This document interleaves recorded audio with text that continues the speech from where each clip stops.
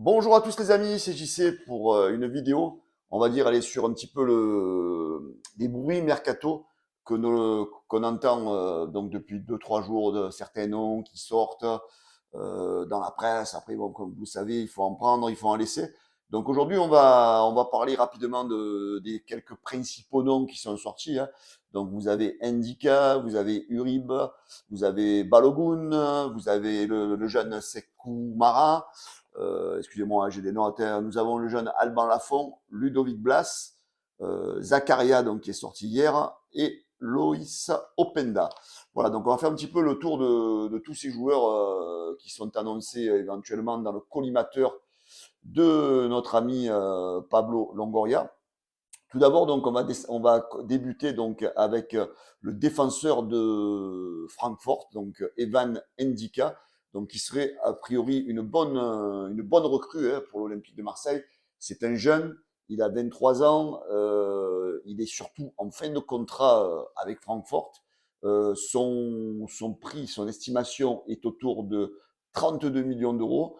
Le problème avec lui, c'est qu'il veut donc une grosse somme à la signature et un gros salaire. Donc c'est un défenseur central. Euh, on va dire que parmi sur cette saison-là, il fait partie des titulaires, on va dire, incontestables du côté de la défense de Francfort, hein. Donc sur les 28 matchs, il a joué 26 matchs. Donc, et il a fait partie 93% du temps au départ pour être dans le 11 titulaire. Donc on voit que pour un club comme l'Olympique de Marseille, ça pourrait être une bonne acquisition.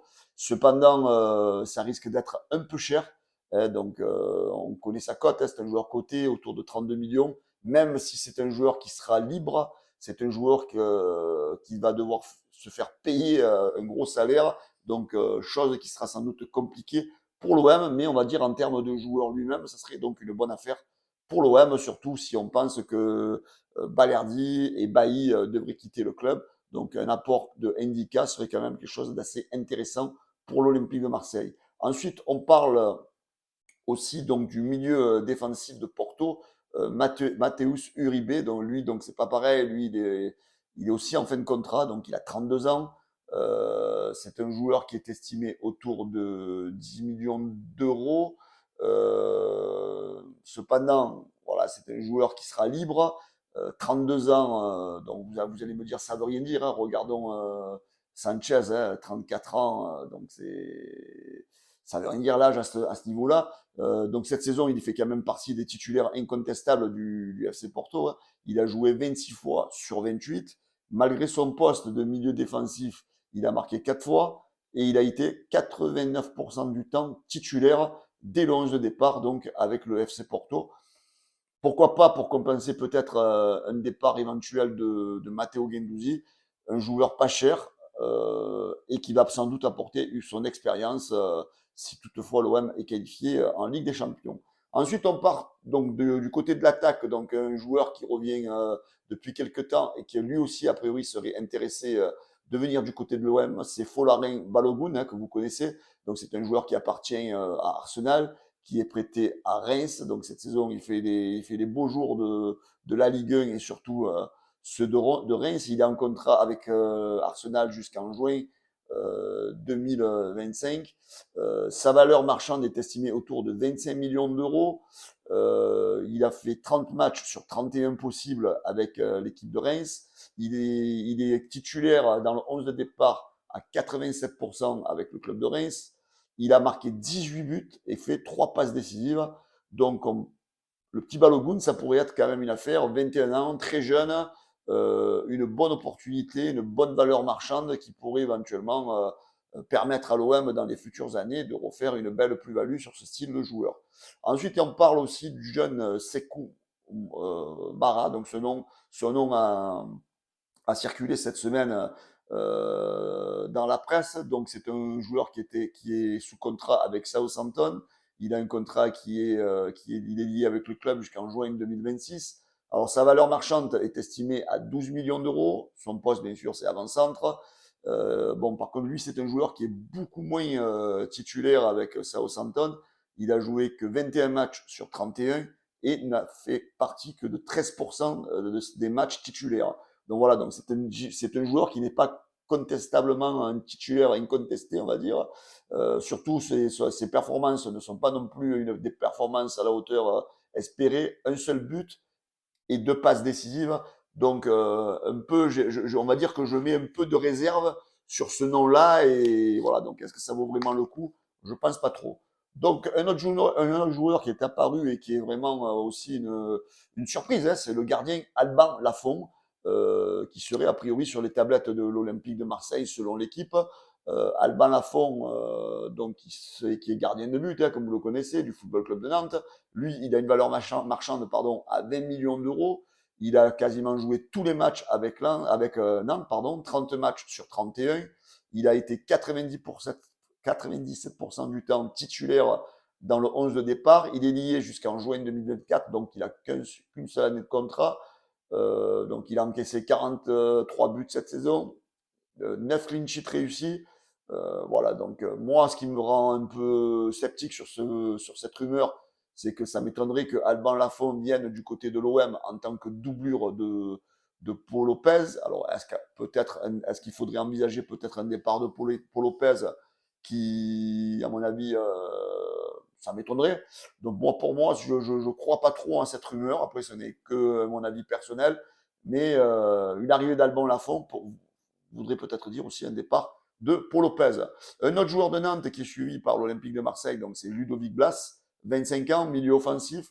Lui, pareil, il est lié donc jusqu'en juin 2024 avec Nantes. Donc, il a qu'une seule année de contrat encore. Il est estimé à 18 millions d'euros. Lui aussi, c'est un titulaire incontestable du côté de Nantes. Donc, 30 matchs sur 31. Il a été titulaire dans le 11 de départ 77% du temps. Il a 7 buts, 3 passes D à son actif.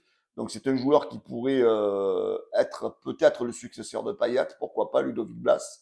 Donc affaire à suivre, un joueur qui pourrait être intéressant pour l'OM. Un autre joueur donc on entend parler depuis hier, c'est donc Denis Zakaria, le Suisse de 26 ans, donc qui lui est estimé à 20 millions d'euros, donc milieu défensif, qui pourrait lui être un successeur, pourquoi pas, à Matteo Guendouzi. Il peut jouer aussi milieu central et défenseur central, donc il est polyvalent. Donc lui, il est en contrat, il appartient à la Juventus, donc il est en contrat jusqu'en juin 2026. Il est actuellement prêté à Chelsea. Ce joueur est estimé autour de 20 millions d'euros. Donc il n'a été titulaire que 7 fois sur 26, donc avec Chelsea, 19% du temps dans le 11 de départ. Voilà, donc est-ce que c'est une affaire, donc peu de temps de jeu, à l'achat, ça m'étonnerait, peut-être un nouveau prêt, si Chelsea ne veut pas le garder, peut-être négocier un prêt avec la Juventus. Mais voilà, moi j'ai mis un peu des réserves sur ce joueur, donc je ne sais pas ce que vous en pensez, les amis. Enfin, le dernier joueur donc, où on a vu son nom apparaître ces derniers temps, c'est Loïs Openda, donc l'attaquant du RC Lens, hein, vous connaissez. Lui, il est en contrat avec Lens jusqu'en juin 2027, avant-centre, bien sûr, qui est estimé autour de 20 millions d'euros. Il a joué tous les matchs avec Lens, donc 31 sur 31. Il a marqué 15 buts, 2 passes décisives. Donc voilà, un joueur qui est quand même titulaire 71% du temps dans le 11 de départ de Lens. Donc un joueur qui pour l'instant a fait une belle saison. Mais je ne crois pas trop à son arrivée parce que, bon, quel est l'intérêt du RC Lens d'aller, je veux dire, donner de la force à un adversaire, un opposant principal, on va dire. Donc j'y crois pas trop.